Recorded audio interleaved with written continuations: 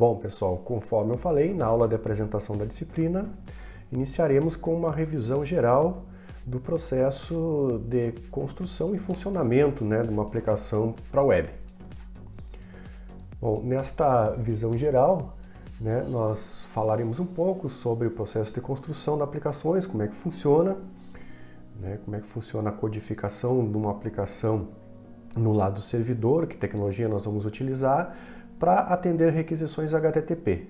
Então nós vamos retomar esse processo, relembrar esse processo de funcionamento de uma aplicação para a web.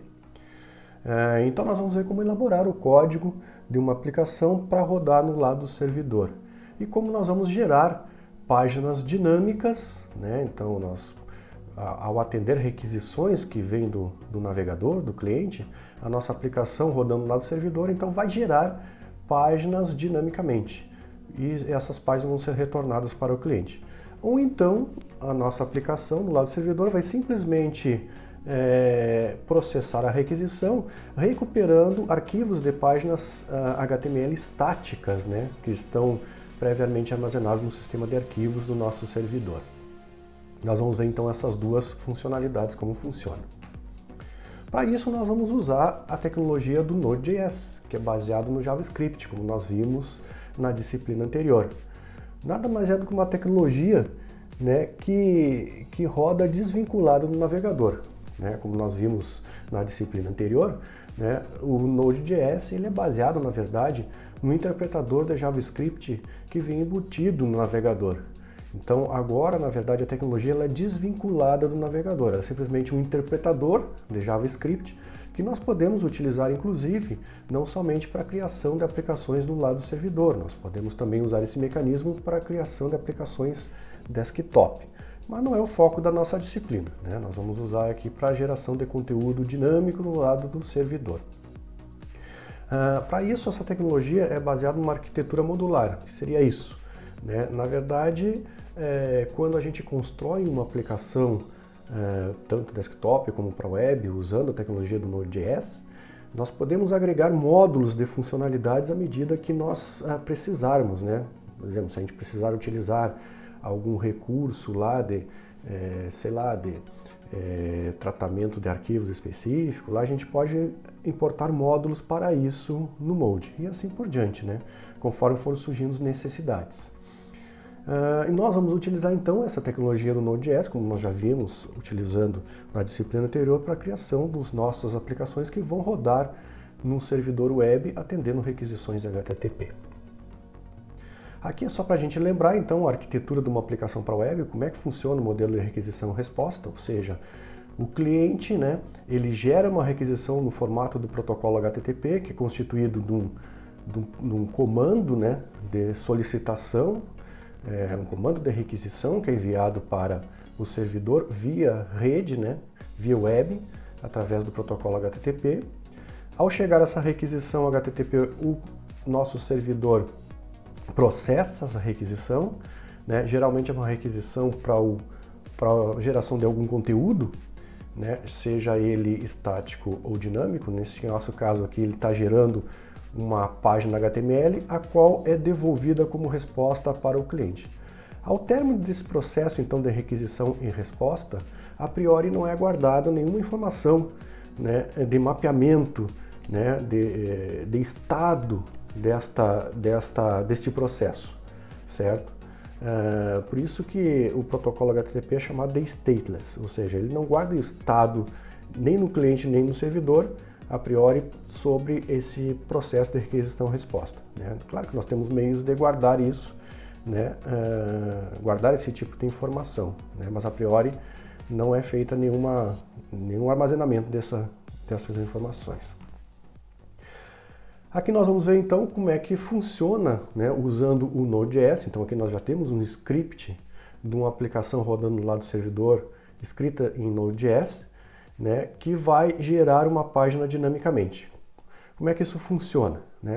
Bom, para que a gente possa usar o protocolo HTTP para gerar páginas dinamicamente, a partir de requisições do navegador do cliente, nós precisamos importar um módulo do Node.js, que é o módulo HTTP. Isso é feito através dessa instrução que nós estamos vendo aqui, que é o require.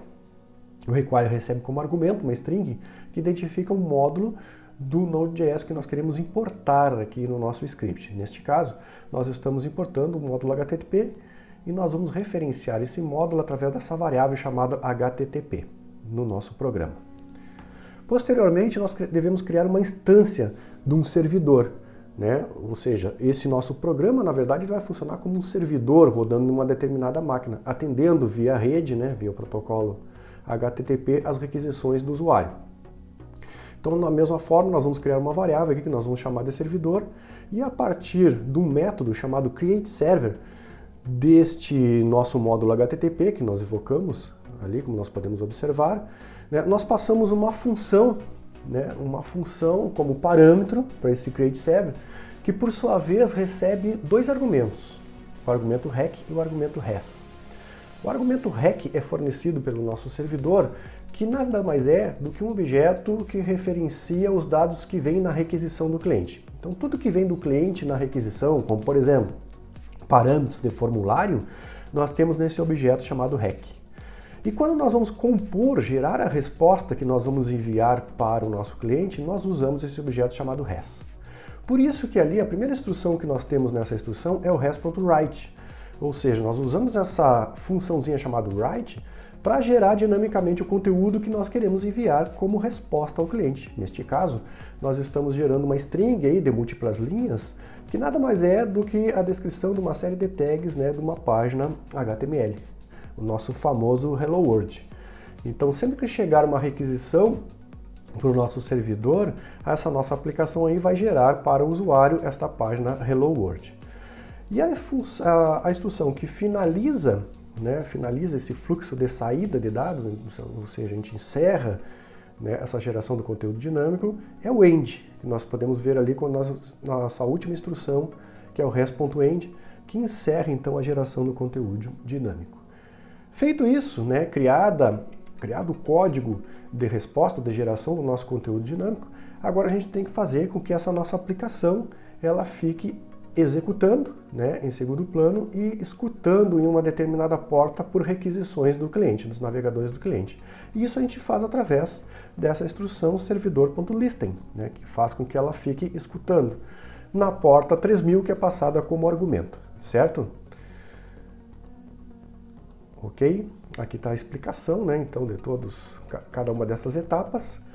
E a outra possibilidade é a gente fazer o seguinte: a geração de páginas estáticas. Então, ao invés da nossa aplicação gerar conteúdo de forma dinâmica, ou seja, nós vamos recuperar uma página previamente existente no sistema de arquivos do nosso servidor e enviar como resposta para o usuário.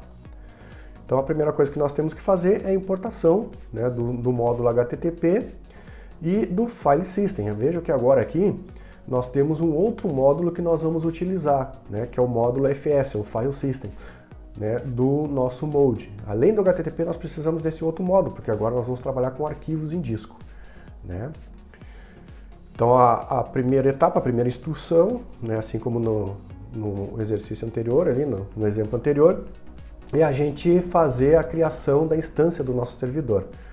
Então, a mesma coisa, a gente usa o mesmo método createServer, só que agora vejam aqui, ao invés de eu passar uma função como parâmetro, né, eu passo aqui uma variável chamada processa-resposta, que nada mais é do que uma função que nós desmembramos aqui posteriormente. Tá? Então, para deixar mais claro o programa, eu optei por fazer desta forma.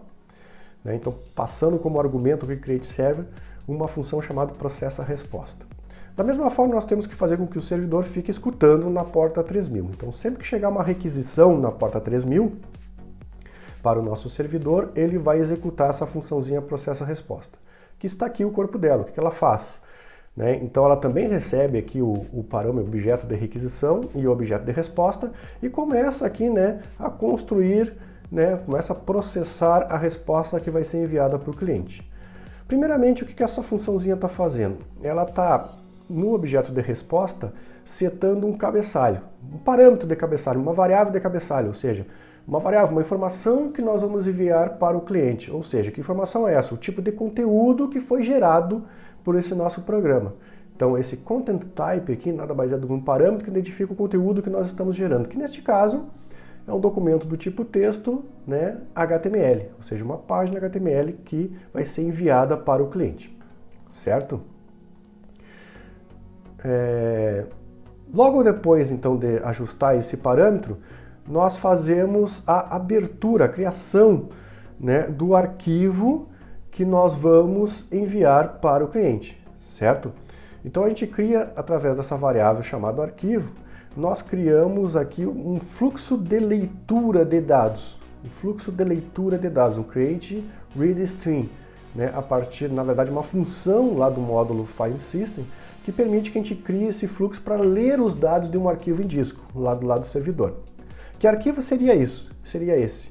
Um arquivo que nós obtemos a partir, então, do objeto de requisição, da URL do objeto de requisição.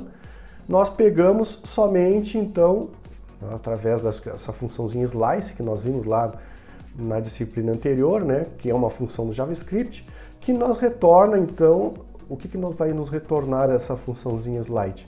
Uma substring, né, uma parte da string, que nada mais é do que o nome do arquivo que nós desejamos, certo? Então, a partir da posição 1 até o final, contém o nome do arquivo que nós queremos recuperar do nosso sistema de arquivos para enviar como resposta para o usuário.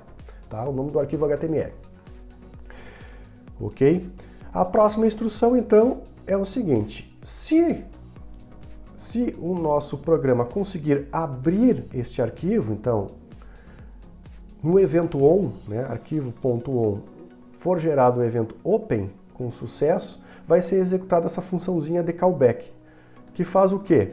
Faz a tentativa de abertura do arquivo e envio desse arquivo para o navegador do usuário, certo? Se ocorrer um erro nessa tentativa de abertura, ou seja, se o evento não for a abertura e sim um erro, vai ser gerada essa funçãozinha de callback, que por sua vez recebe como argumento um parâmetro de erro. Ok? Então, se deu um erro na tentativa de abertura desse arquivo, ou seja, o arquivo foi removido, o arquivo está corrompido, vai cair nessa funçãozinha de erro. Então, o que nós vamos fazer? Nós vamos enviar como resposta para o usuário, né, da mesma forma, esse arquivo de erro.html. Claro que previamente nós temos que criar esse arquivo, né, contendo uma página descritiva do erro para envio para o navegador do usuário. Da mesma forma, a gente envia então esse arquivo, né, de erro para o usuário e gera um log lá no nosso servidor desta informação, certo? Note que para gerar esses arquivos de forma estática, usando o Node puramente, nós temos uma série de funcionalidades, né? Então, torna verboso esse nosso código, ou seja, muitas linhas de código simplesmente para enviar um arquivo para o usuário.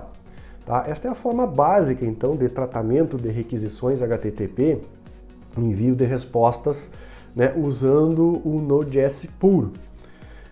Nós vamos ver uma estrutura que vai nos facilitar esse processo de geração de conteúdo, tanto de forma dinâmica como de forma estática, usando um framework para isso, né, que é o Express.js, que é o foco dessa disciplina. Então nós vamos explorar, na verdade, o Express.js, que traz uma série de funcionalidades que vai, na verdade, nos facilitar esse processo de construção de aplicações para a web, usando o Node.js. Então nós vamos usar essa dobradinha, né? Node.js mais Express.js para a construção das nossas aplicações. Então nos vemos na próxima videoaula, né, onde nós vamos iniciar este processo.